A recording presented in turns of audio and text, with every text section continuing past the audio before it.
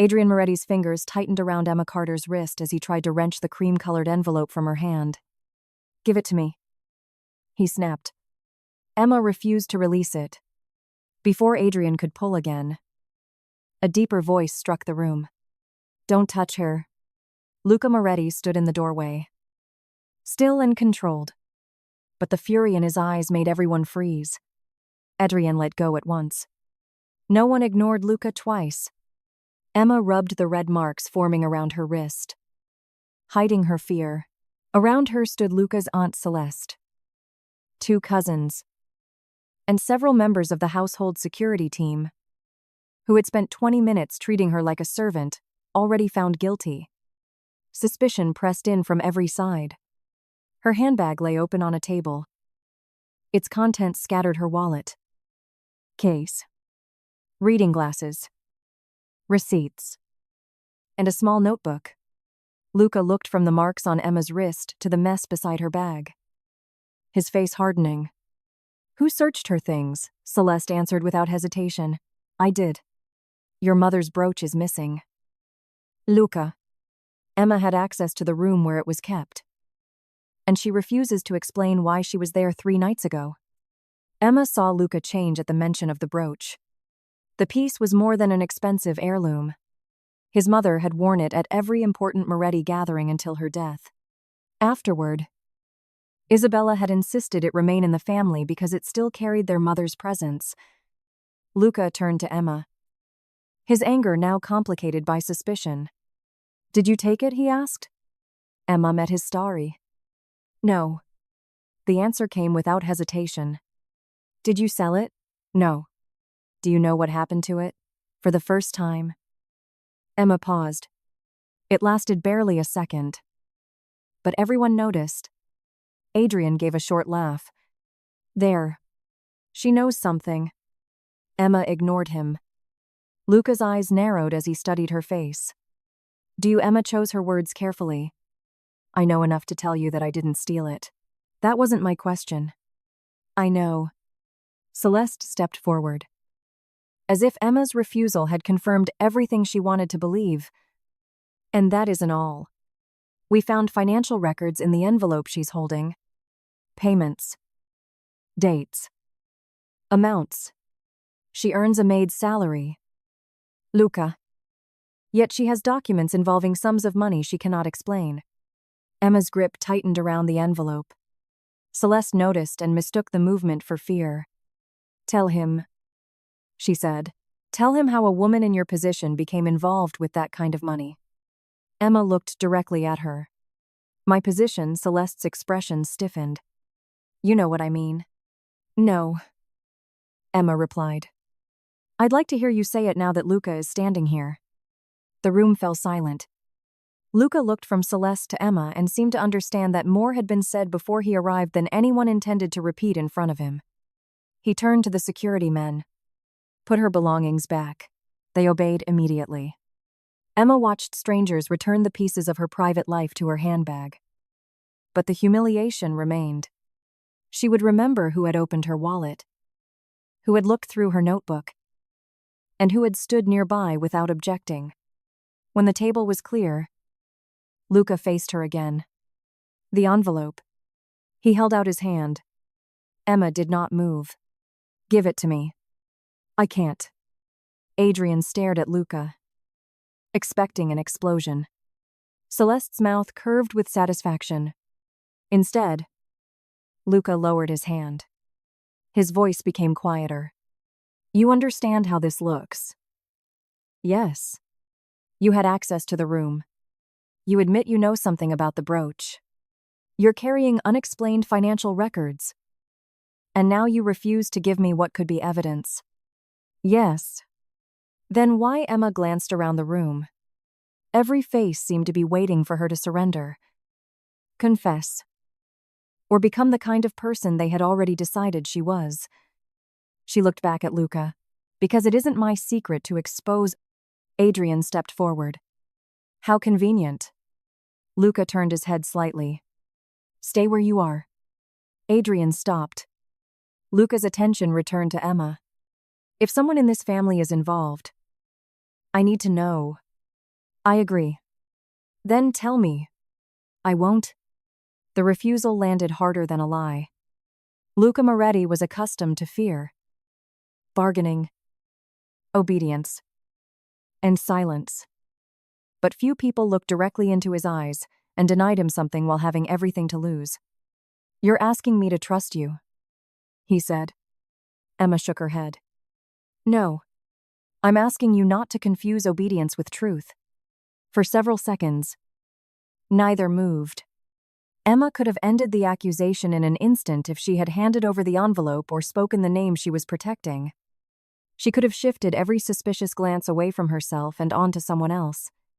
Instead, she stood there with her job, reputation, and safety at risk, protecting a secret that was not hers to reveal.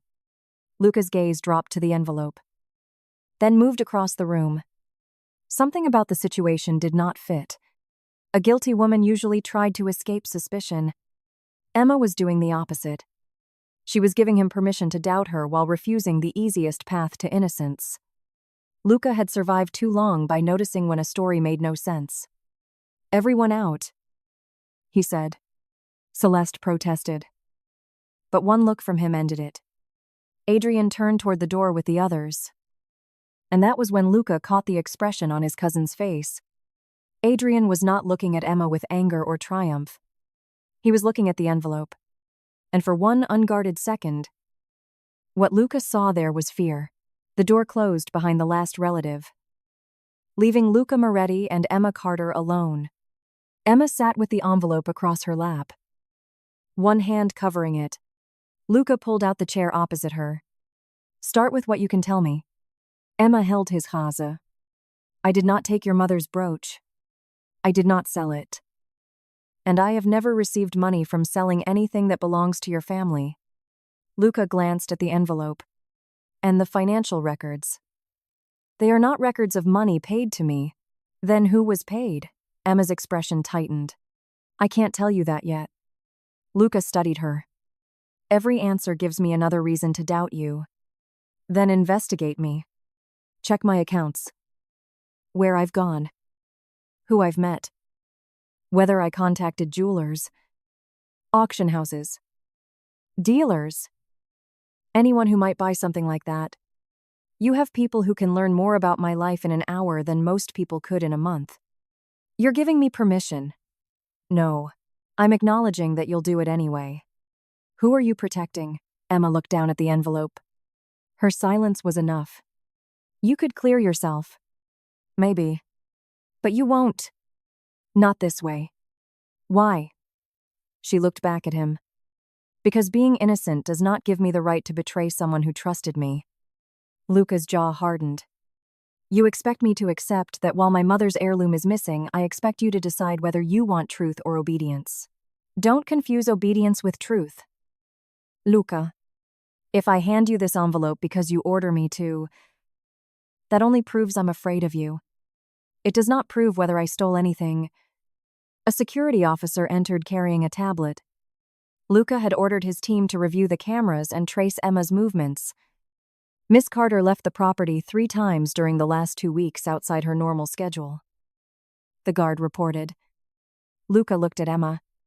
Where did she go? We're tracing that. Sir. Mrs. Bellini also saw Miss Carter leaving Miss Isabella's private sitting room 3 nights ago. Anything else? No record of the brooch leaving through a monitored exit. That proves little. It could have been concealed. The guard left. Luca leaned forward. Isabella. Emma said nothing. My sister is connected to this. Still nothing. You just answered without speaking. Her voice hardened. Then don't make me say what I haven't agreed to say. Luca stood. My mother's brooch is gone. My sister may be involved. My family has accused you of theft. And you are protecting information that could explain everything. Emma rose too. Yes. And you expect me to tolerate that? No. I expect you to investigate. His phone vibrated. One of his investigators was calling. Luca listened. Asked 2 questions. Then looked directly at Emma. Send me the report. When the call ended, his expression had changed. Your meetings have been traced. Twice you met Daniel Reeves, an independent financial investigator. Emma did not deny it. You paid him, yes. With your own money, yes? Why does a household employee need a financial investigator?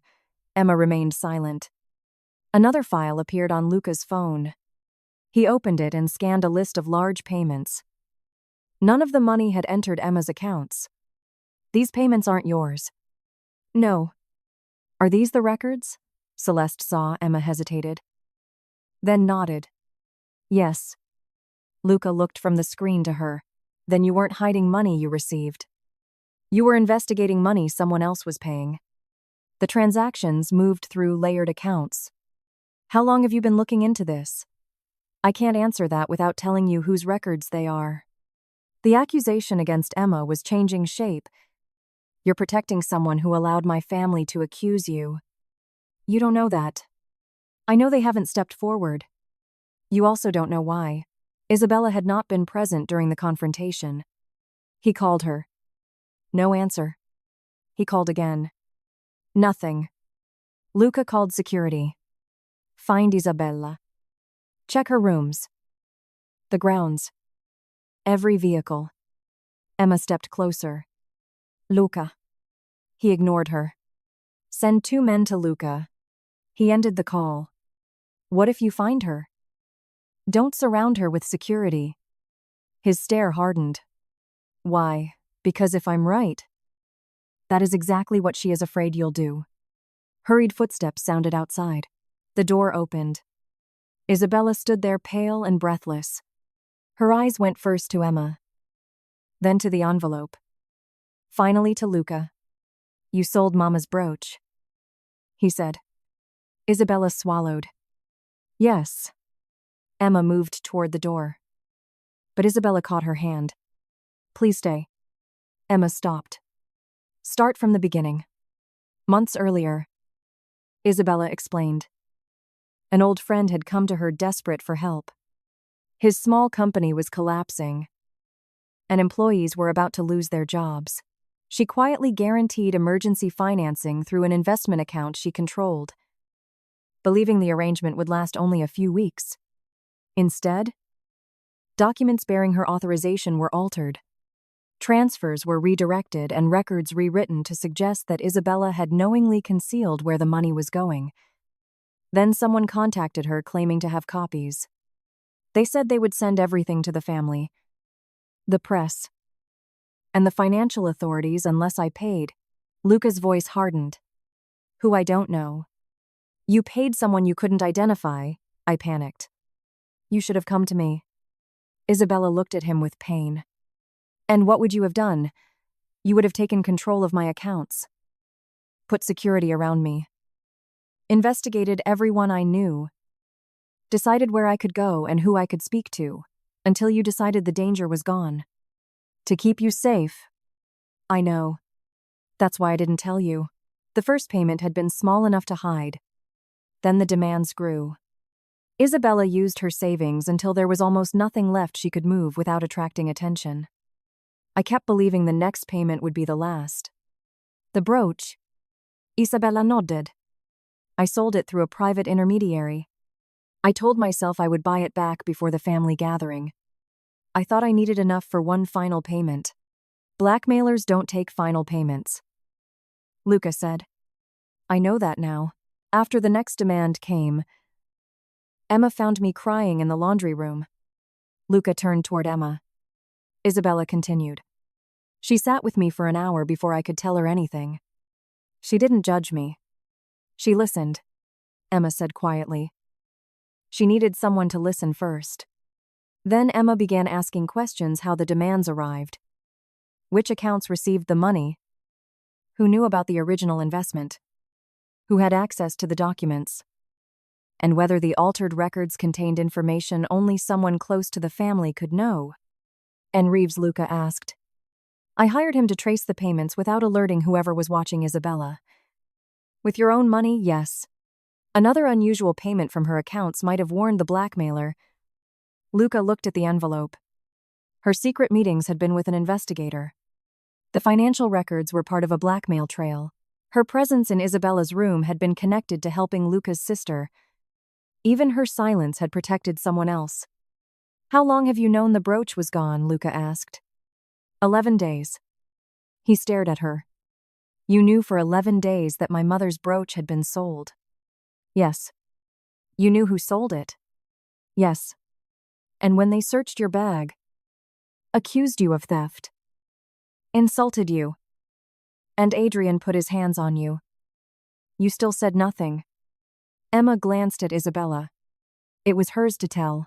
Emma had possessed the one fact that could have ended the accusation instantly. She could have said Isabella's name and watched every suspicious eye turn away from her. Instead, she had accepted the risk of looking guilty rather than expose a frightened woman who trusted her. Luca understood that Emma's refusal had never been defiance for its own sake. It was loyalty. And it had cost her far more than anyone had realized. For several seconds after Isabella finished speaking, Luca could not look at Emma. The facts had changed. But the memory of the evening had not. He could still see her beside the table while his relatives called her a thief, questioned why a maid had financial records, and treated her as beneath them. Her handbag had been opened and searched in front of everyone. They had mocked her body, her place in the household, and the idea that she deserved privacy. Most of all, Luca remembered the red marks around her wrist where Adrien had grabbed her. Emma had endured all of it while carrying the one sentence that could have ended the humiliation immediately. "Ask Isabella." 2 words would have cleared her name and redirected every accusation toward Luca's sister. Emma had refused to say them. She had risked losing her job, her reputation, perhaps even her freedom if the family involved the police. She had done it without knowing whether Luca would believe her or Isabella would confess. Luca had thought his intervention had saved her from the worst of the evening. Now he understood how little his protection explained her strength. Emma had been strong before he arrived. When no one defended her and the easiest escape required betraying someone who trusted her. Isabella wiped her cheeks and looked at Emma. "You should have told him. It was yours to tell. They could have fired you." "I know." "They could have called the police." "I know." Isabella's voice broke. "Adrien hurt you." Emma glanced at the fading marks on her wrist. "And none of that gave me ownership of your secret." The words struck Luca with uncomfortable force. His entire life had taught him that power created responsibility, and responsibility justified action. If someone he loved was threatened, he acted. He moved money, reassigned guards, froze accounts, investigated people, restricted access, and made decisions quickly enough that danger rarely had time to spread. He had always called that protection. Isabella now looked at him as if the word had another meaning. "Why didn't you come to me?" he asked. "Because I knew exactly what would happen. You thought I wouldn't help you. I knew you would." "That was the problem." Luca frowned. "You would have frozen my accounts, put security outside my room, investigated everyone I knew. It decided which calls I could answer, and where I could go until you believed the danger was gone. Because someone was blackmailing you." "I know. But you would never have asked what I needed." Luca started to answer, then stopped. Isabella looked down at her hands.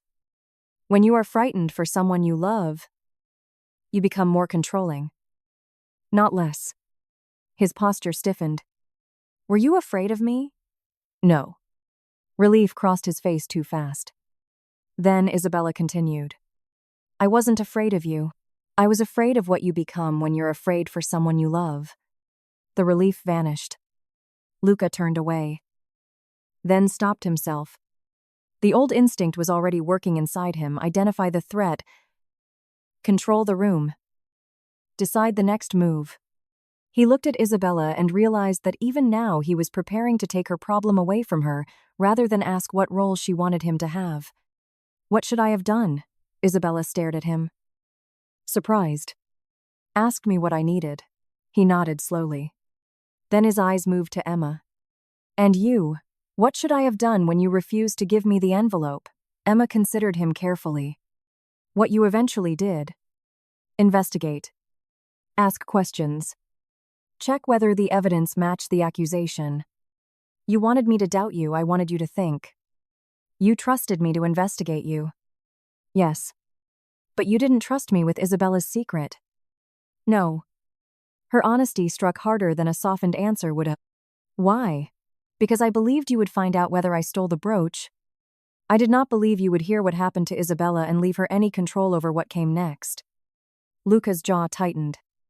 You seem very certain about me. I pay attention. That doesn't mean you understand me. No. Emma said. But Isabella does. Silence followed. For the first time, Luca considered that his protection might feel different to those receiving it. Emma opened the envelope. Luca's attention sharpened. But he did not reach for it. She removed several pages and placed them on the table. Daniel Reeves has been tracing the payments through the accounts Isabella was instructed to use, she said. The money moves through several entities before disappearing. But that isn't the only pattern. What did he find? The person behind this knew things that were never contained in the altered documents. Travel dates. Internal account procedures. The week of the family gathering. Enough to know exactly when Isabella would panic about the brooch being noticed. Isabella's face tightened. Someone inside the family, or someone with access to family information. Emma said. Luca's expression became colder. Who had that access? Emma removed a handwritten sheet. It contained names, dates, and brief notes connecting people to specific information. Reeves checked who could have known about the original investment. I checked who behaved differently after the demands started. Luca looked at her. You were investigating people in this house quietly.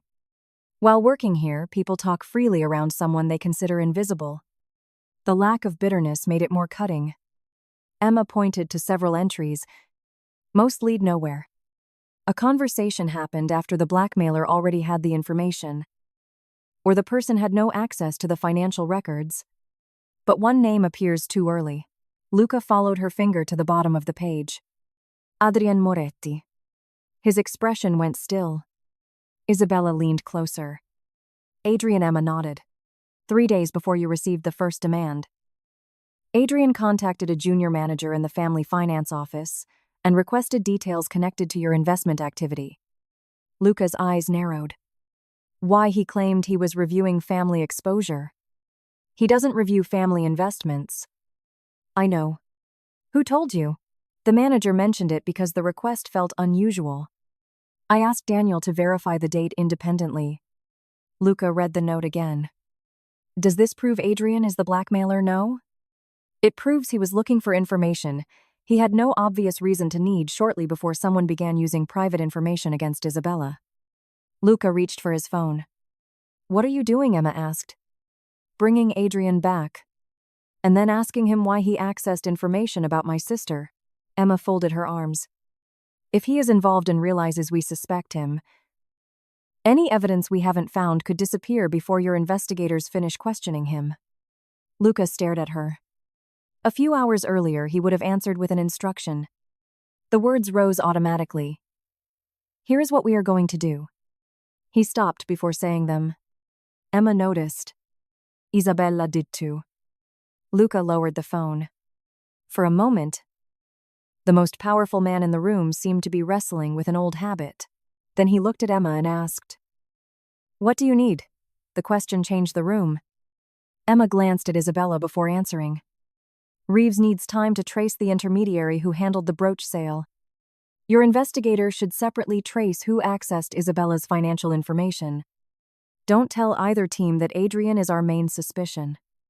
If 2 independent trails lead to him, we will have evidence instead of a theory. Luca looked at the name on the page once more. This time, he did not issue an order over her. He nodded. I can do that. Emma gathered the remaining papers, but left Adrien's name visible on the table between them. The accusation that had begun with a maid standing alone against an entire family had shifted. For the first time, Suspicion was no longer moving toward Emma. It was moving inward, toward someone protected by the Moretti name. Emma did not suggest confronting Adrien immediately. Instead, she looked at Luca and said, "Let him believe I am still the suspect." Isabella stared at her. "After what he did to you," Emma nodded.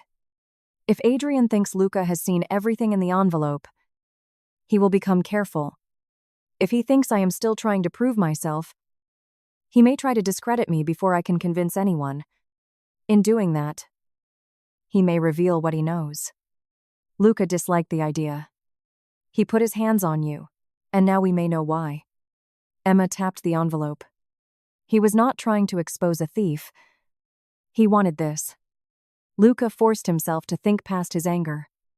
"What do you need? Keep the investigation separate. Your team traces access to Isabella's financial records. Reeves traces the intermediary who handled the brooch sale. Adrien hears nothing about either trail." Before Luca could respond, the door opened. Celeste entered with Adrien and 2 relatives behind her. "We need to settle this," Celeste said. Adrien's eyes went first to Emma and then, almost too quickly, to the envelope. "She is manipulating all of you," he said. "She gets caught with suspicious records, refuses to explain them. And suddenly Isabella is crying while Luca treats her like some trusted advisor." Adrien continued. "Emma works in this house. She hears private conversations. She knows when people are vulnerable. Nobody notices the maid until the maid decides she wants to matter." Emma remained composed. Adrien laughed. "There it is. Resentment. No. Vocabulary." His smile vanished. He looked over Emma with deliberate contempt. "A woman like you should understand her position before she mistakes attention for importance." Luca stepped forward. Emma raised a hand. "Please." Luca stopped. Emma faced Adrien. "You said I manipulated Isabella." "You did. How you gained her confidence?" "That is not manipulation. You convinced her to hide things from her family." "What things?" Adrien hesitated. "Whatever is in that envelope. But you have not seen what is in the envelope." "I saw enough earlier." "You saw papers from several feet away. So what exactly did I convince Isabella to hide?" His jaw tightened. "Money." Emma tilted her head. "What money? The payments?" Silence fell. Isabella went pale. Adrien seemed to hear his mistake a second too late. Emma's voice softened. "What payments?" He recovered quickly. "I assumed there were payments. Celeste said the records involved money. She said there were dates, amounts, and financial records. She never said they documented repeated payments made by someone else." Adrien glanced toward Celeste, who was now staring at him. "You are twisting words." "No. I am asking how you knew the pattern inside documents you claim you never read." Adrien changed direction. "This is ridiculous. Luca is letting you interrogate family because he is attracted to you." The room went still. Adrien pressed harder. "You are trusting a maid over your own blood because she enjoys your attention." Luca did not answer for Emma. He turned to her. "Does that change your assessment of the evidence?" "No," Emma said. "But his knowledge of the payments gives us a reason to examine exactly what information he accessed before the blackmail began." Adrien's expression shifted. He moved toward the door. Luca did not raise his voice. "Adrien." His cousin stopped. "If you leave before my investigators finish checking that, the questions become more difficult." Adrien turned. "You are choosing her over family." Luca held his gaze. "No. I am choosing evidence over a surname." His phone vibrated. The first technical report had arrived. Luca read it, then looked up. The confidential files used to alter Isabella's financial documents were accessed with a Moretti family credential. Adrien laughed sharply. "There are dozens. This one belongs to you." His face changed. "Credentials can be stolen." Luca nodded. Yes. The agreement unsettled Adrien more than an accusation. Then prove I used it. That is exactly what we are doing. Celeste stepped between them. Luca. Adrien is family. Luca glanced toward Isabella. So is she? Luca requested the device identification, location data, and timestamps tied to the access. Adrien scoffed. All of this because the maid made a list. My employment does not change a timestamp. You have no place judging this family. I'm not judging your family. I am examining your access to information used to blackmail Isabella. You clean rooms. Sometimes. And while I did that, people spoke freely because they assumed I was too unimportant to remember what I heard. Adrien went still. Luca's phone vibrated again. He read the new report twice. The access came from a laptop, registered to a company you control. Celeste turned to Adrien. Tell him there is an explanation. There is. Then give it. Luca said. Adrien said nothing. Finally, he replied. A company device can be used by employees. Correct. Luca said. So we verify who had the machine, where it was, and what else it accessed. Then Emma's phone rang. Daniel Reeves. She answered and put the call on speaker. Daniel. His voice came through clearly. I found the intermediary who handled the Moretti brooch. No one moved. The dealer received instructions through a holding company. Reeves continued. That company is owned through 2 nominee entities. I traced both structures. Emma glanced at Luca. Who controls the final entity? A pause. Adrien Moretti. Isabella inhaled sharply. Adrien moved toward Emma. Perhaps for the phone or the envelope. Luca stepped between them. Don't. Adrien stopped. Emma asked. Did Adrien's company purchase the brooch directly? No. The dealer was paid through an intermediary entity funded and controlled by a company under Adrien's ownership. I can send the documentation. Send everything. Emma ended the call. The independent trails now met at the same name. Isabella's altered files had been accessed through Adrien's credential from his company's device. The brooch she sold under pressure had been routed through entities connected to him. He had also revealed knowledge of payment patterns no one had disclosed. Luca looked at Emma. This was what she had meant by evidence instead of suspicion. Adrien's defenses began to collapse. You do not understand the situation, he said. Isabella stared at him. Then explain it. I needed liquidity for a deal. A temporary position. The timing was bad. And I knew you had access to funds. Isabella's face emptied. So you blackmailed me. You had already made the mistake. You signed the original financing. I only used what existed. You altered my documents. I needed leverage. You threatened to destroy me. You were supposed to pay and move on. The words escaped before he could soften them. Isabella recoiled. Luca's hands closed into fists, then opened again. Adrien pointed toward Isabella. It was never supposed to become this. I thought I would repay what I took after the deal closed. You kept increasing the demands, Isabella said, because the deal kept moving. You knew I sold Mama's brooch. Adrien did not answer. Then he turned his anger toward Emma. None of this changes what she did. She interfered in private financial matters, gathered information she had no right to gather, and turned Isabella against her own family. Emma remained calm. I helped a woman document someone who was threatening her. You are an employee. Yes. A servant? And still correct. Several people lowered their eyes. Adrien looked at Luca. You are going to destroy your cousin because you trust her. Luca answered evenly. This is not Emma's word against yours. Your credential accessed the files. Your company's device was used. An entity you control is linked to the intermediary who handled the brooch. You knew about payments before anyone told you they existed. Emma did not create those facts. Celeste stepped forward. Shaken. Luca. Adrien is family. Luca turned toward her. A surname did not make him loyal. Money did not make him honorable. And working in my house did not make Emma inferior to anyone standing in it.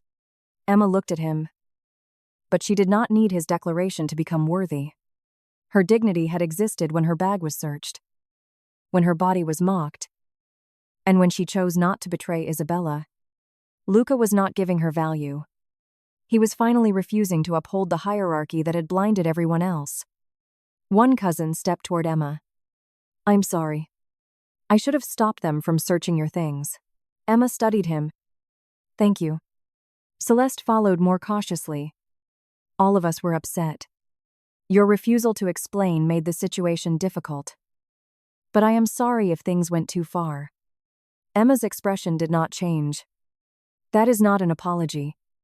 Celeste stiffened. "I said I was sorry. You explained why you believed your behavior was understandable. That is different." The room became uncomfortable again. Emma did not rescue anyone from that discomfort. She simply refused to rewrite the evening so those who had degraded her could leave, believing they had done nothing wrong. Security appeared at the doorway. Luca looked at Adrien. "You are leaving with them." Adrien laughed bitterly. "So blood means nothing," now Luca glanced at Isabella. "It means enough that what you did to her matters." Adrien's face hardened. "This family will regret trusting an outsider." Emma answered before Luca could.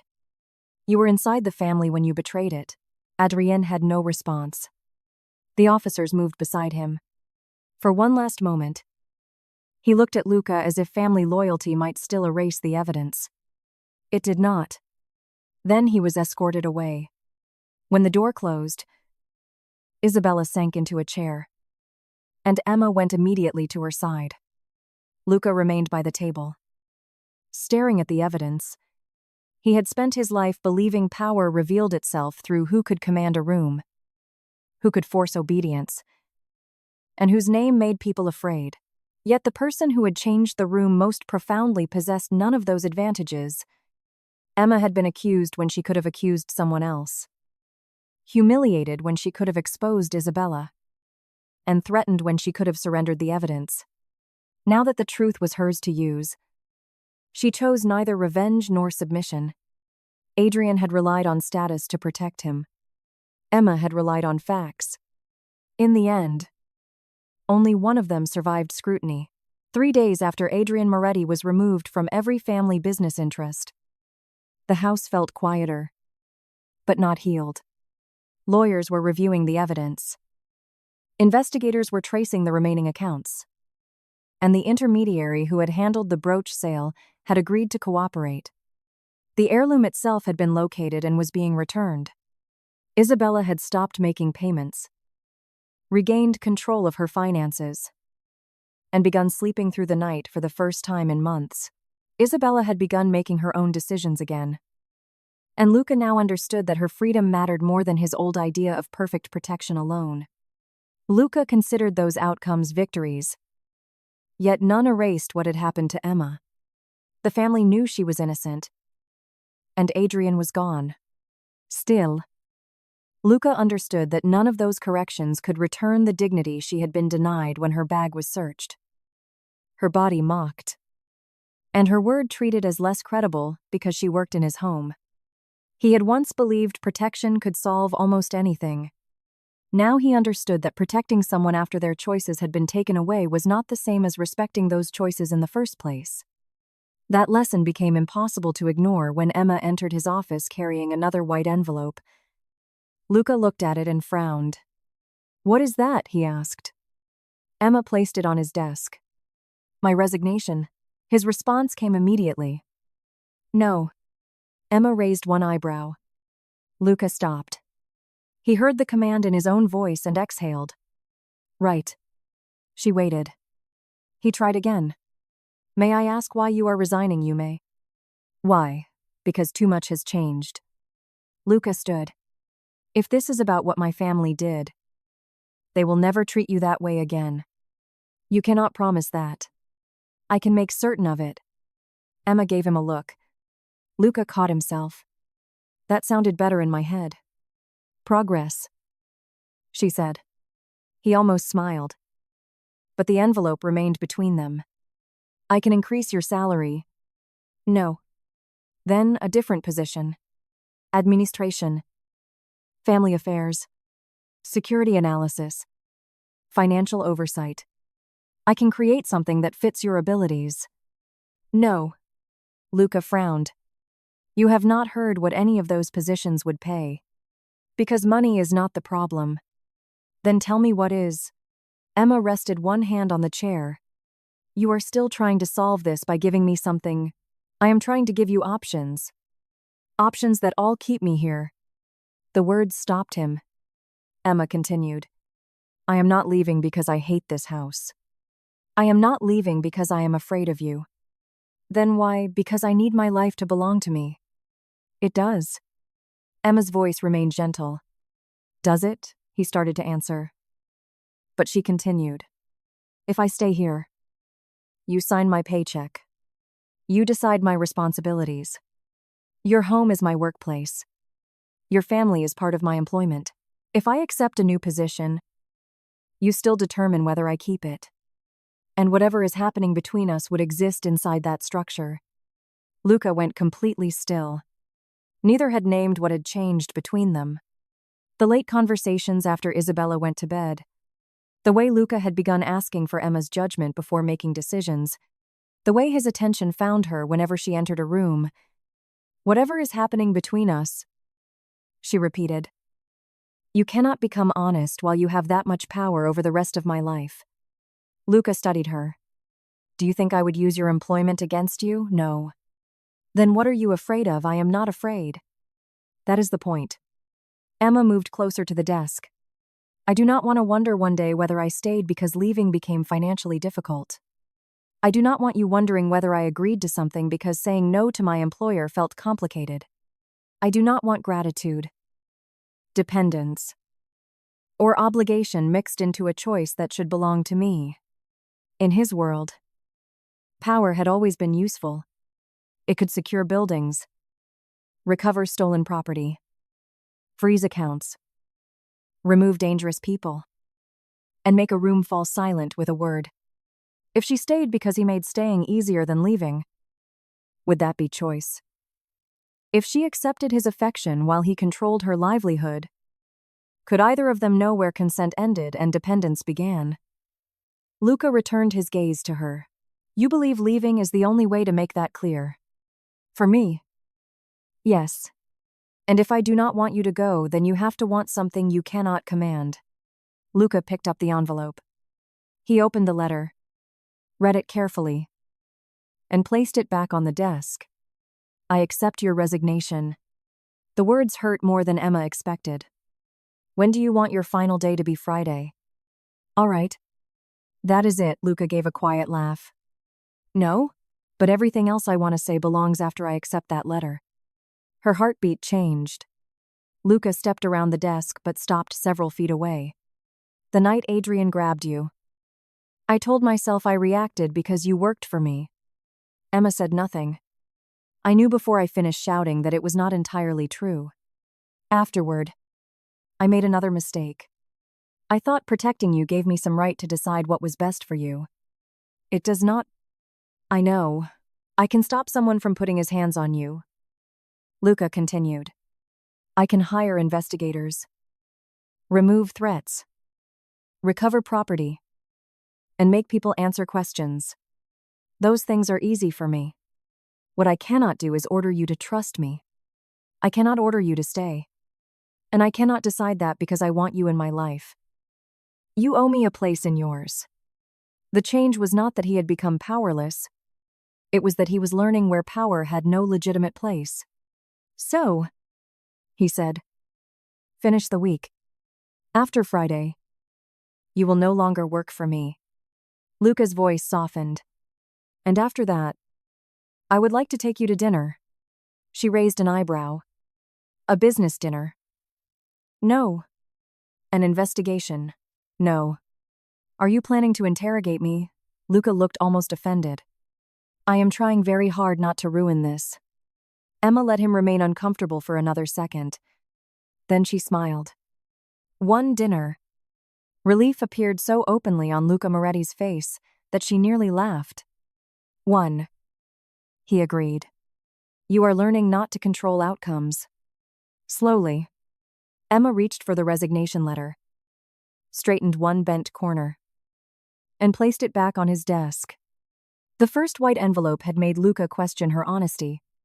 The second forced him to respect her independence. The first time he defended her, his voice had shaken a room and everyone obeyed because the Moretti name carried enough power to make obedience inevitable. But Emma now understood that her dignity had never come from his protection. She had possessed it when no one believed her, when she stood alone, and when telling the truth would have required betraying someone else. Luca's recognition had not created her worth. It had taught him to stop standing in the way of it. Emma walked toward the office door. Luca opened it for her without trying to stop her. Friday, he said. She passed him, took several steps into the hall, then turned. Saturday. He frowned. What Saturday? For dinner? His expression changed from confusion to understanding. Saturday, he repeated. Emma continued down the hall before he could add anything else. Behind her, Luca laughed. At the beginning, he had possessed nearly every visible form of power, money, status, authority, security, and a family name that could silence a room. Yet the decision that mattered most was one he could neither purchase nor command. Emma could leave. She could return. She could choose him. Or she could choose a life that did not include him. For the first time, there was no employer and employee. No debt of gratitude. No fear. And no order disguised as protection. There were only two adults standing on equal ground, with a future that existed because neither could force it into being. Emma had chosen freely. And that freedom was what made her choice mean something.